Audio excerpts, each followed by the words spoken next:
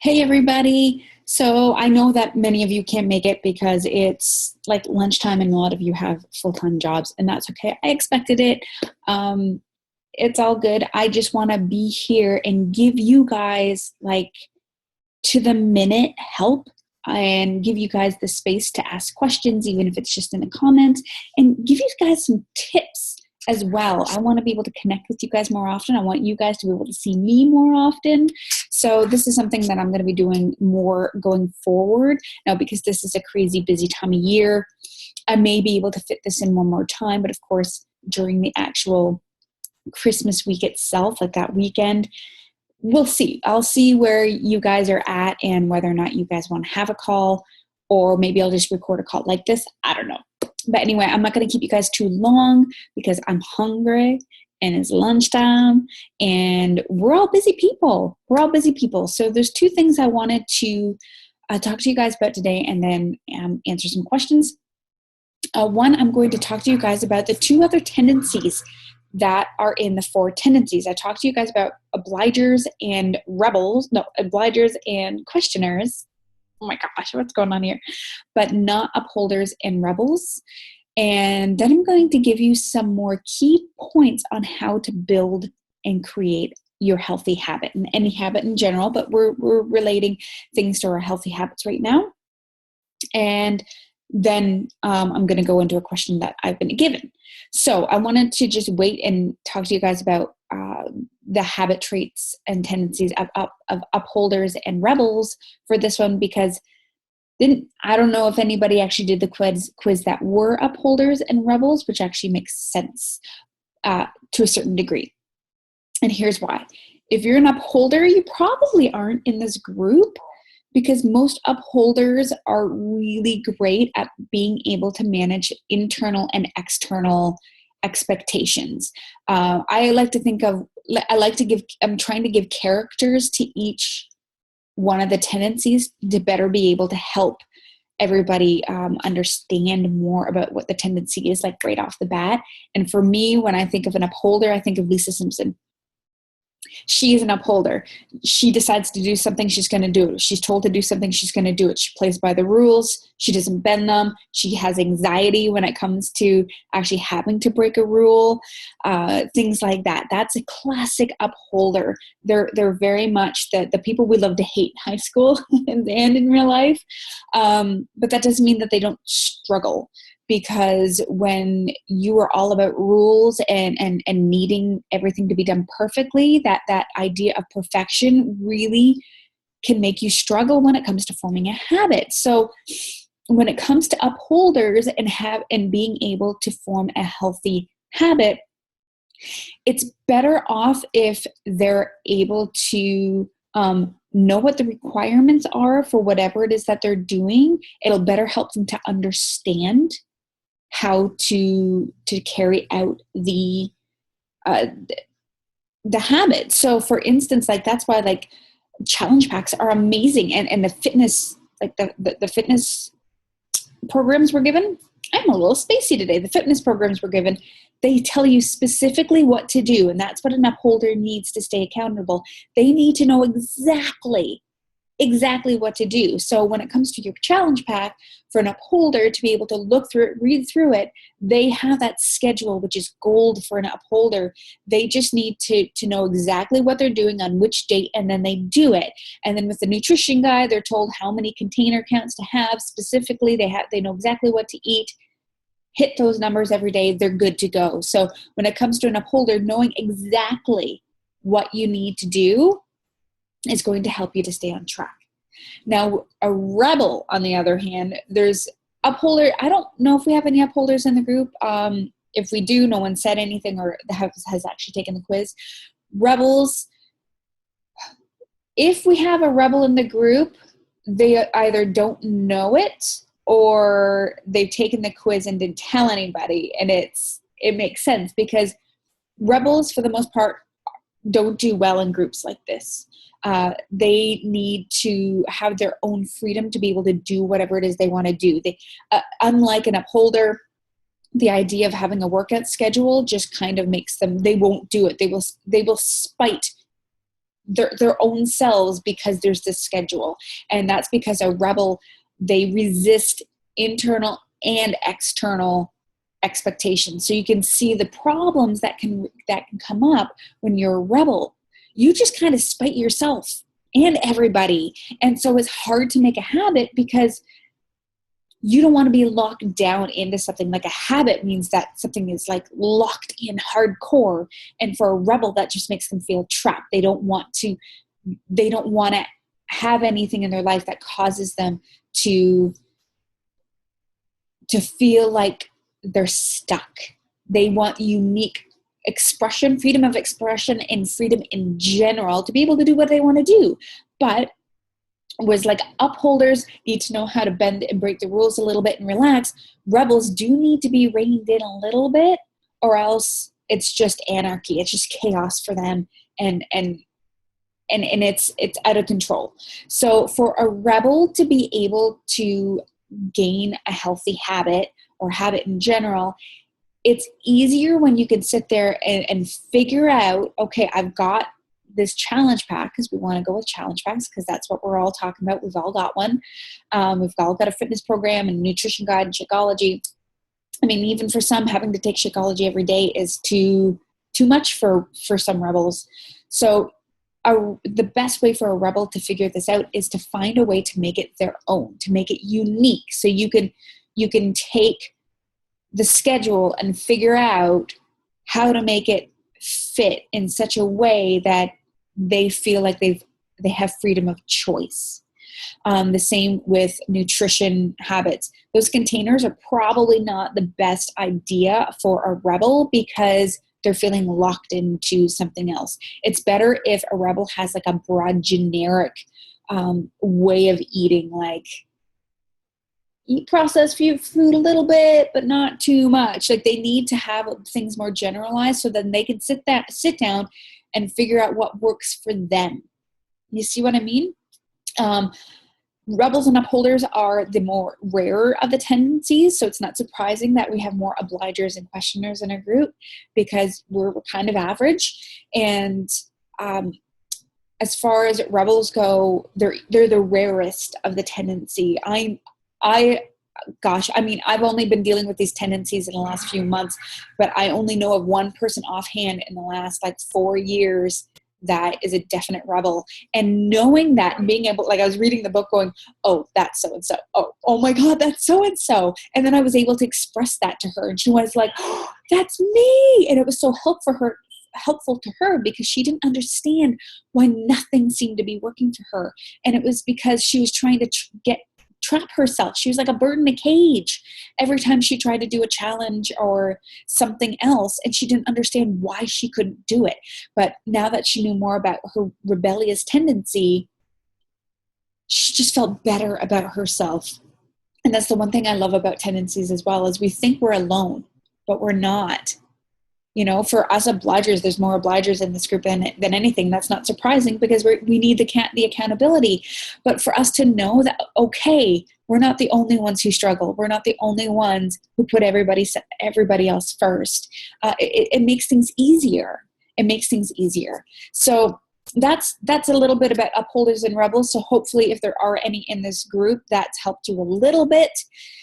What I want to do now is shift over into giving you guys some key points to know about habits. So now you know what your tendency is.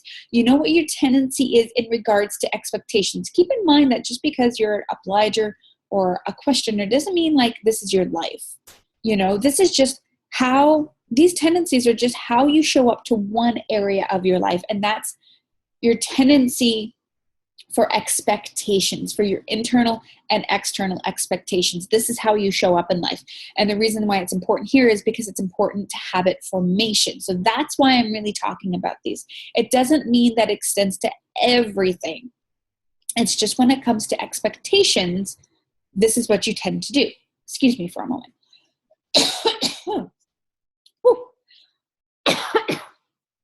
Tickling my throat.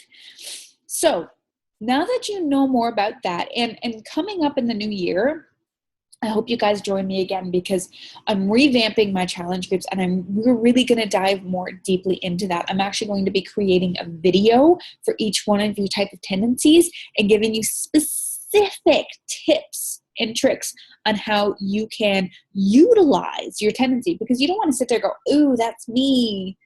I don't want to be that person. This is who you are.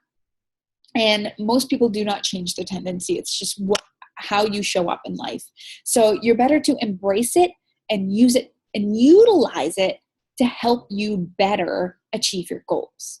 So with that said, I want to give you guys a few more key points to know about habits. And these are going to be points that are going to help you cement a new habit. And I tell you, habits are the end result, right? So you're starting off not ever having done this habit, or doing the opposite of whatever that habit is. And then you have to consciously make the effort to do it consistently until it gets to a point where you don't have to make the effort. It's just second nature. It's like brushing your teeth. You know, when you were younger, your parents had to cajole you. Did you brush your teeth? Did you brush the teeth? They had to teach you first. They had to physically do it for you. And then you kind of did it, and they had to finish it up. And then you started to do it, but your parents had to keep reminding you. And it probably took several years for it to become a habit. Things do not become habit overnight. And I will tell you that with my own fitness journey, I first started just going for like a walk. My goal was 3 days a week. It wasn't even that. Sometimes I would just go 1 day a week for a very short walk. And then I went up to, I think, 3 days a week when I moved to the city, and I had more time to myself. I moved to a consistent 3 days a week because I had nothing else to do.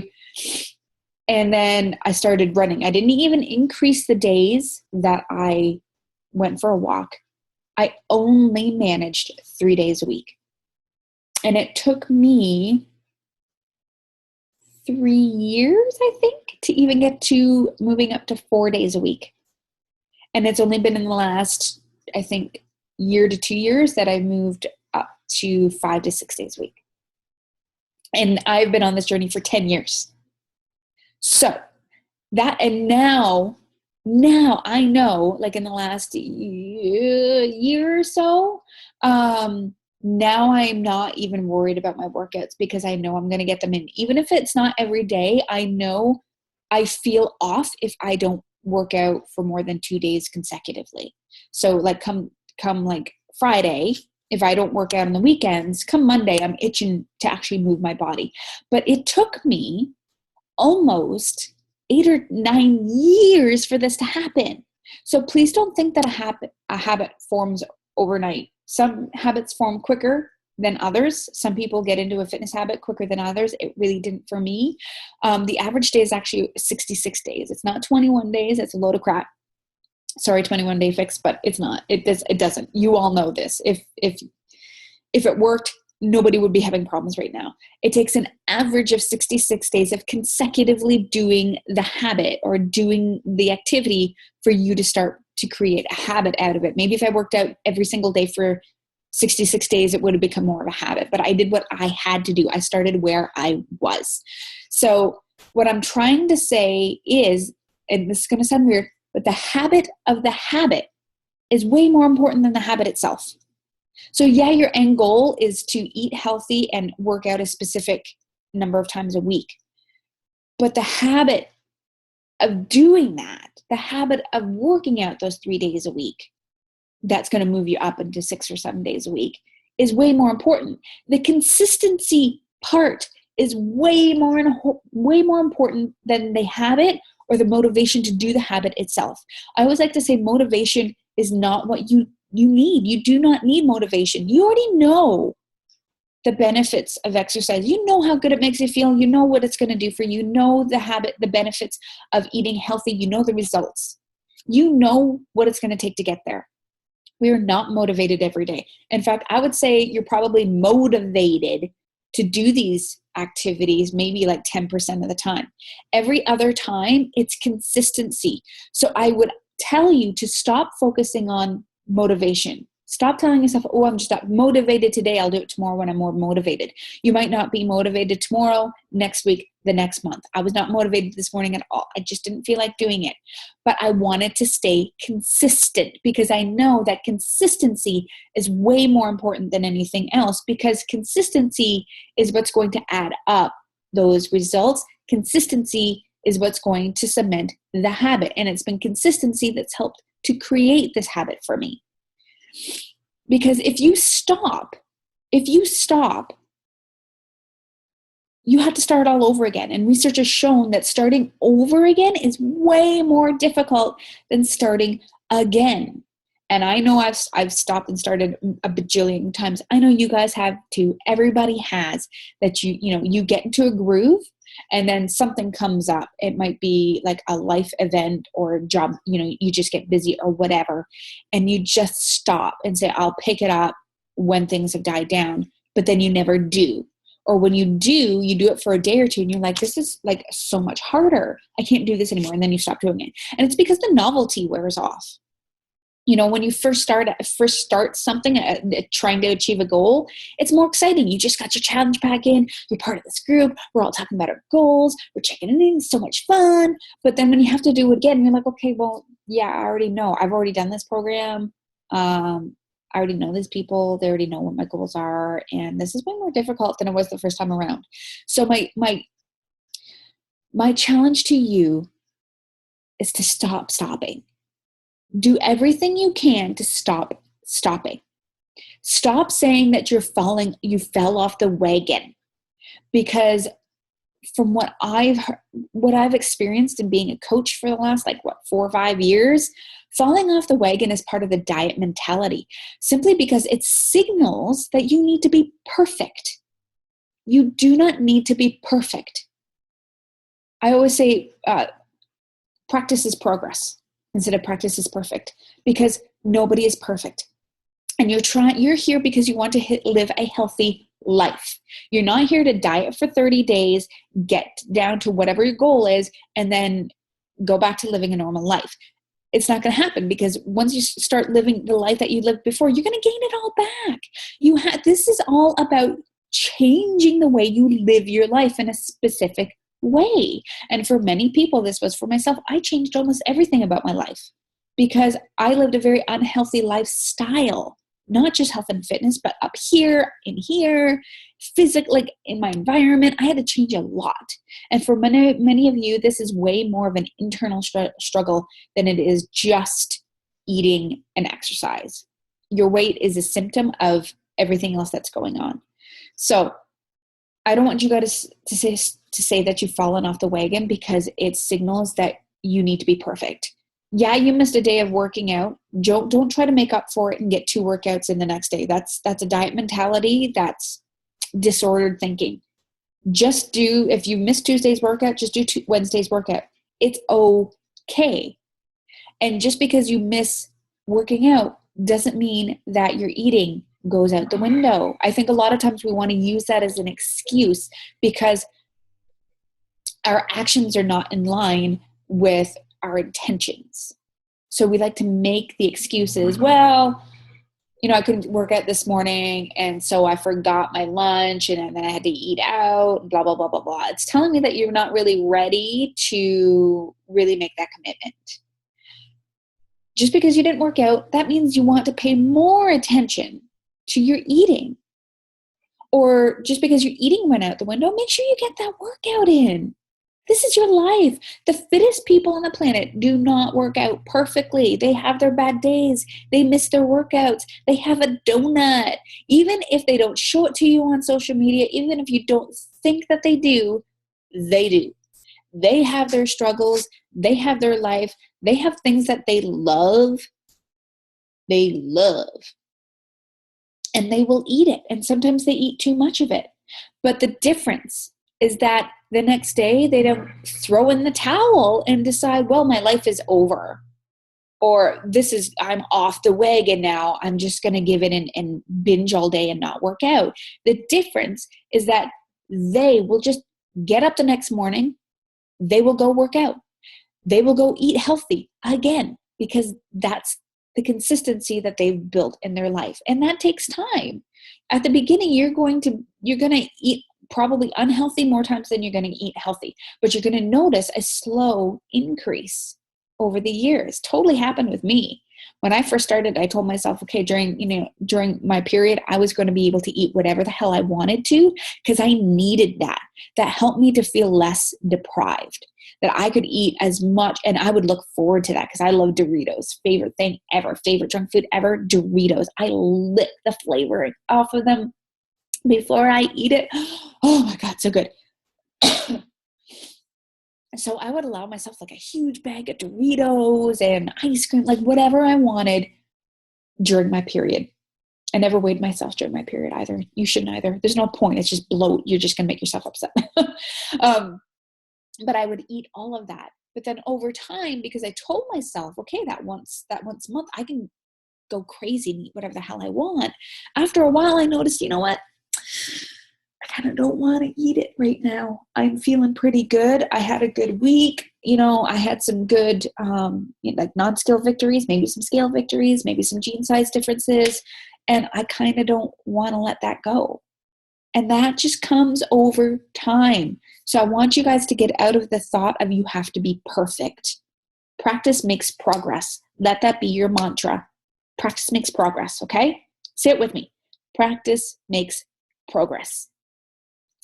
So what does this mean? What do you mean? What do you need to do to not be perfect? You need to be realistic.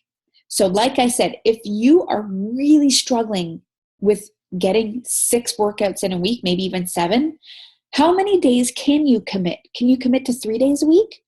Then do 3 days a week. And you commit to those 3 days a week. You write it in your agenda. You write the time you're going to do it, and you rock those 3 days a week. And when it comes to your workout schedule, super easy to do. You just do the first 3 workouts per week. So do the first 3 workouts one week, do the second 3 the next week, and then week 2 will be after that. So you just follow the same schedule. You're just going to take a little bit longer to finish, right? I've done it myself. I've had to do it myself. So, if you can just commit to something like that, or if you're having a really hard time committing to a full day's worth of healthy meals, it just stresses you out too much, commit to 1 or 2 of them. Just start with breakfast. Commit to having a healthy breakfast every day of the week. Don't even worry about the other meals. Commit to breakfast. And then maybe 4 weeks later, commit to breakfast and lunch. Make sure you're drinking your Shakeology, because that's really going to help at this point. And then maybe a month after that, you can commit to breakfast, lunch, and dinner, and then a snack or whatever. Start where you are. Okay? Utilize your tendencies, know your tendency, utilize it. I highly suggest, if you don't have it already, get this book. This is what we're talking about here, Better Than Before by Gretchen Rubin. It's amazing. This is my second time reading it. I'm taking copious notes. I'm changing my challenge groups because of it. It's so amazing. And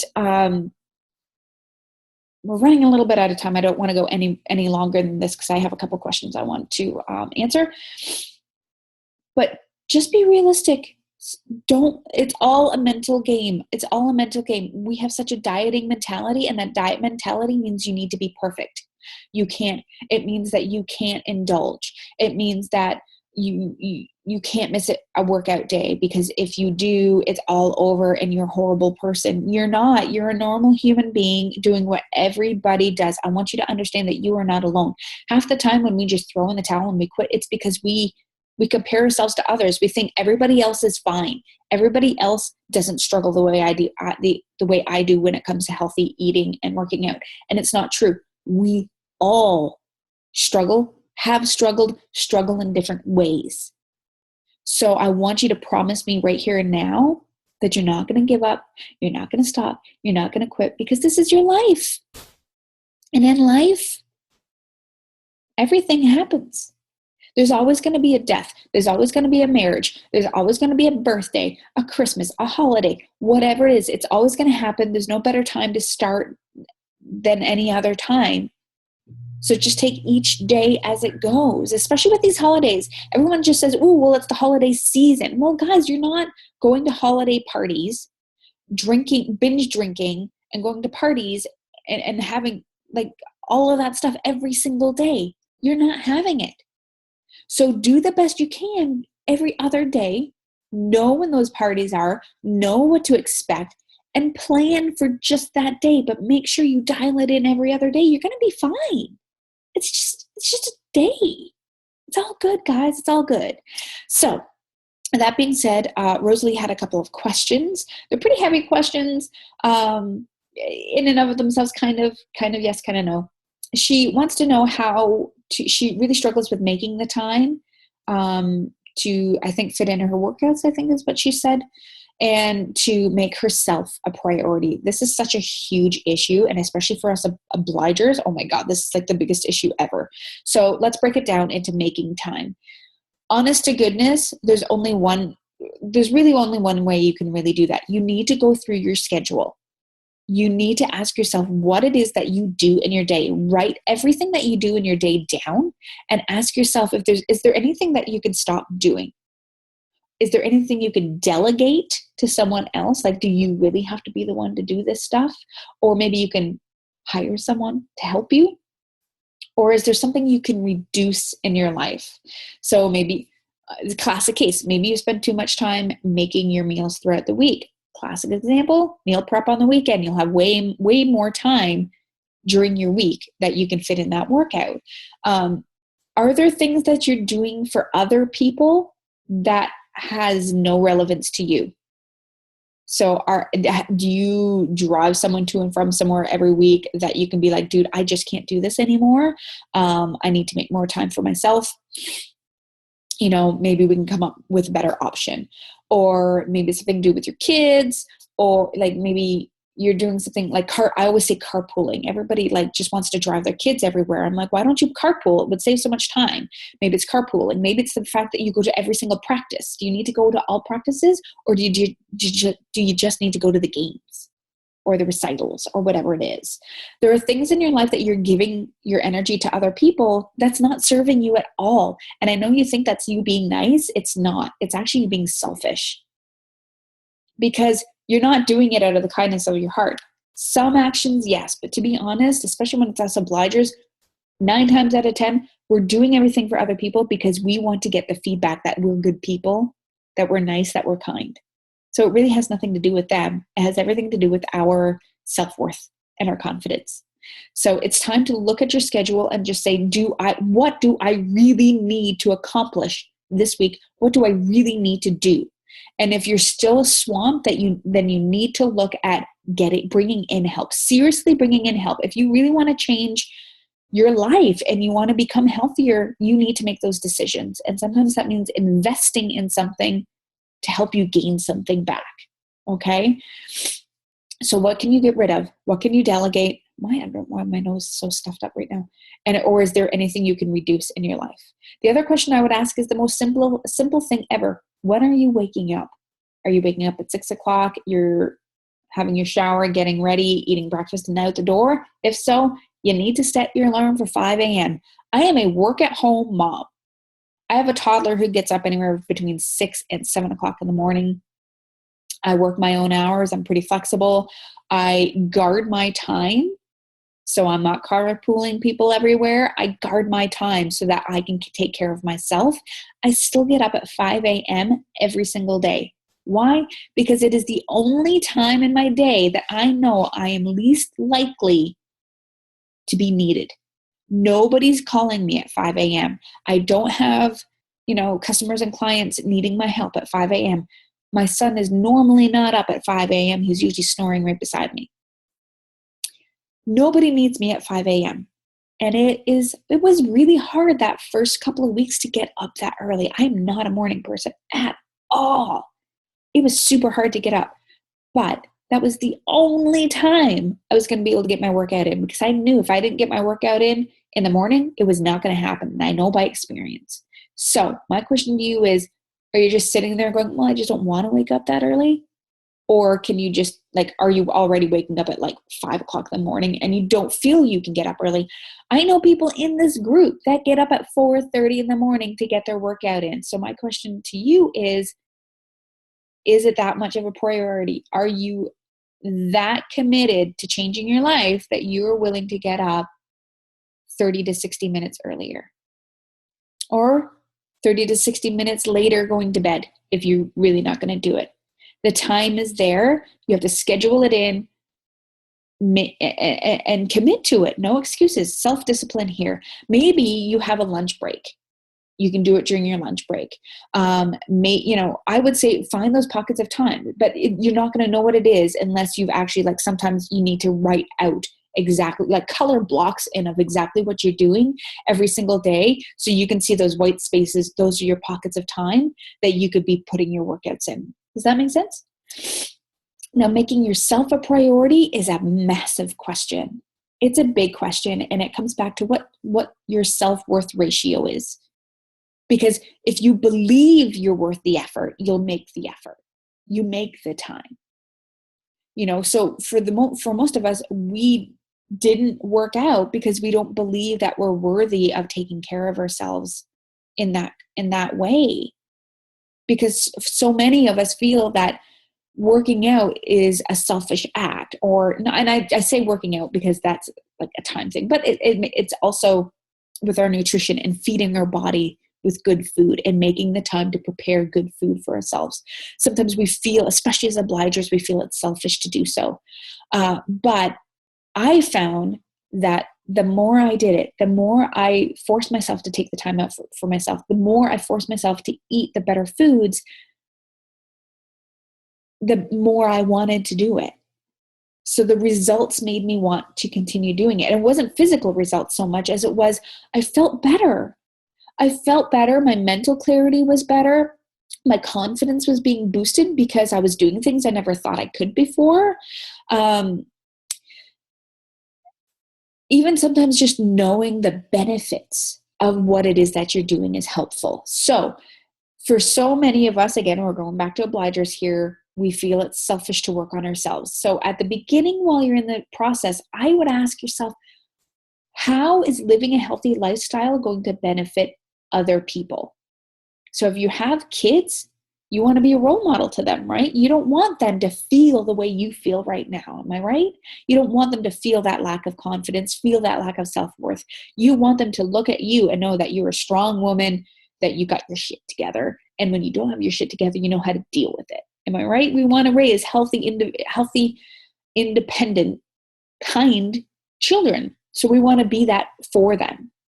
And so kids don't pay attention to your advice. They pay attention to your actions. So if you're the one that's eating healthy food, you're the one that's taking time to strengthen your body, they're going to watch you do it and they're going to mimic you. So sometimes that's helpful. Or maybe it's a family member who is extremely unhealthy and you want to be their influence. You want them to be inspired and do that along with you. Maybe it's just the benefits of healthy living itself, because healthy living, it's going to raise your confidence. It's going to help you, give you better clarity, better focus. It makes you more patient. It reduces stress. It helps you to handle, it reduces stress and it helps you to actually handle things better. It changes your body chemistry in every good way.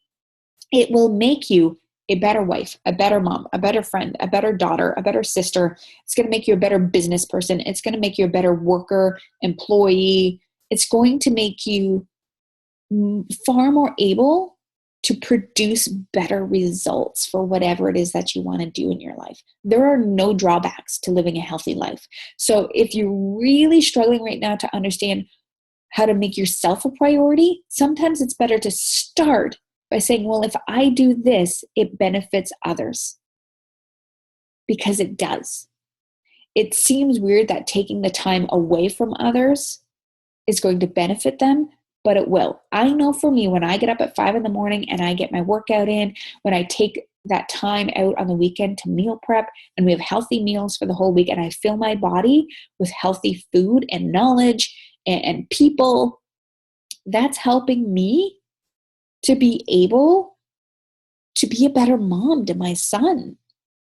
I mean, I'm handling anxiety I didn't even know I had because I was curious. And now that I know that I have it, I'm better able to manage it. Not all the time, not like this morning, but I'm better able to manage that. So, or being more patient with my husband, or when we are upset, we're better able to have conflict resolution. And that is all because I have a healthy heart, healthy body, healthy mind, healthy spirit. When you're healthy, you are able to give more of yourself to other people. But to backtrack on that, making yourself a priority, like I said, this is way more psychological. This is all about your belief in you. So if, like I said, if you do not believe that you are worth the effort to take care of yourself, that's something completely differently. That I am not a psychologist. That's something you need to work on. I would highly suggest starting to read more personal development books. A great one to start off with is called You're a Badass by Jen Sincero. And it's it's a longer title than that, but it's helping you to understand why you have self-doubt and how to kick it to the curb. Another really great book, this is the book that changed my life, is Feel the Fear and Do It Anyway by Susan Jeffers. That's the book that actually helped me to completely, I put my notice in at work, I put my notice in on my apartment, and I left my teeny tiny small town for the big city and changed my life. That book did that for me. What else I'd say start with those two books for now. But personal development is really going to help you with that. And sometimes it doesn't hurt to talk to somebody. I do, putting it out there. I have a therapist and it's been life-changing. So I did that but more than that, even if you don't think that you're worth it right now, do these actions anyway and have faith in them. Because I didn't have self-worth in me when I first started either. I just knew that something had to change in my life, and I knew that these actions would lead to it, even though I had no idea what the F I was doing. I was going it alone. That's why I became a coach, because I didn't want anybody to have to go it alone. I was going it alone. And I just knew that if I just started eating healthy and I moved my body better, my life would be better. And that's what happened. And the more I did that, the more I began to care for myself, the more I found my own self-worth, the more confidence I had. And I think that went hand in hand with the personal development that I did at the same time. So that's what I would suggest at this point in time is just trust, have faith in it. I'm not talking religious faith, although it's kind of the same thing. Just trust and believe in the process. Trust and believe in the process and be consistent and do your personal development. And if you feel that you need some therapy, do some therapy. But for now, stay consistent. I promise you it's going to work out for you. You're going to find more self-worth in yourself because you're going to be doing things you never thought you could do before. When you stay consistent, you're going to go, oh my God, I just spent, 30 days doing this challenge. I've never done that before. Or I committed to my workouts and I stuck to it.